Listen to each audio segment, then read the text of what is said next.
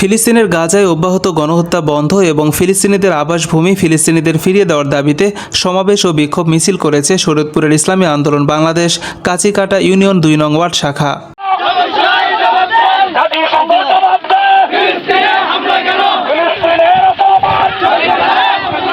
রবিবার বিকেলে কাঁচিকাটা সিপসন নতুন বাজারে এই সমাবেশ ও বিক্ষোভ মিছিল অনুষ্ঠিত হয়। এতে সাধারণ মানুষ থেকে শুরু করে শিক্ষার্থী, রাজনৈতিক নেতাকর্মী, বিভিন্ন সামাজিক ও সাংস্কৃতিক সংগঠনের সদস্যরা অংশ নেন।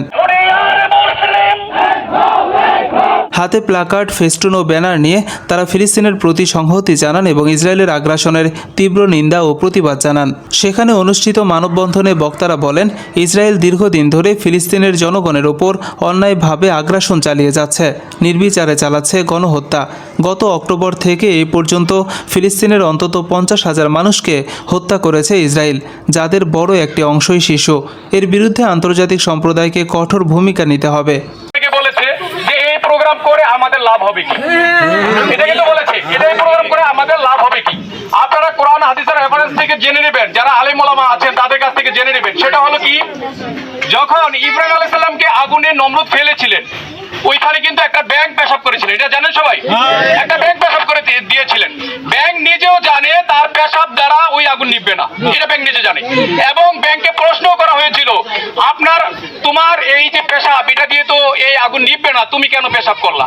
তিনি বলেছেন, আমার দায়িত্ব ছিল, এটা আমার দায়িত্ব ছিল, এছাড়া আমার আর কোনো করণীয় কিছু ছিল না।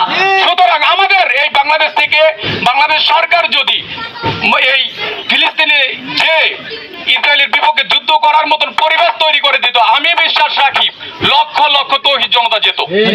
আমি বিশ্বাস রাখি, কারণ আমরা এই জুলাই বিপ্লবে দেখেছি, আমরা নিজেরাও মাঠে ছিলাম।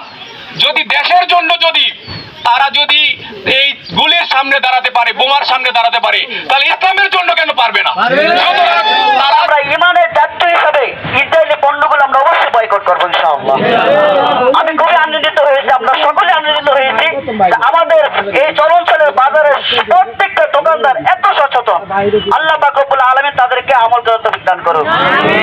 ব্যবহারে অনেক প্রোডাক্ট কিনে থাকি, এগুলির মধ্যে অনেক ইহুদিদের পণ্য আছে, যারা ইহুদিদেরকে সাপোর্ট করতেছে, অনেক পণ্য আছে। সেই পণ্যগুলি আমরা যদি বয়কট করতে থাকি, একটা সময় দেখা যাবে তারা আর্থিক সংকটে পড়ে যাবে। আর্থিক সংকটে যখন পড়বে, তখন তারা অস্ত্র কিনতে পারবে না। তারা আমাদের কাছে তাদের কোকাকোলা বিক্রি করে, আমাদের কাছে তাদের প্রোডাক্ট বিক্রি করে এই টাকাটা নিয়ে একটা পার্সেন্টেজ নিয়ে তারা বোমা বানাইতেছে।